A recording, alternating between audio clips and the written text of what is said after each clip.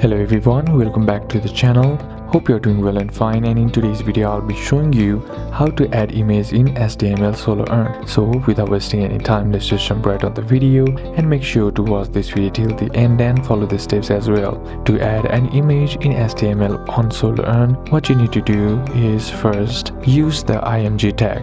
Then on the HTML, what you need to do is type in img src equals to https:/example.com/image.jp and then alt equals to description of the image. Now here src is URL of the image and alt is the alternative text for accessibility, as Sololearn doesn't allow uploading local images, so you'll need to upload your image online from example Ignore, Post Image or Google Drive and use the direct link. So these are a couple of steps that you can apply, and that's it for today's video guys. Hope this video was useful to you. Leave a like if it did, comment down below what the next video should be on, consider subscribing to the channel. Thank you for watching. Bye bye.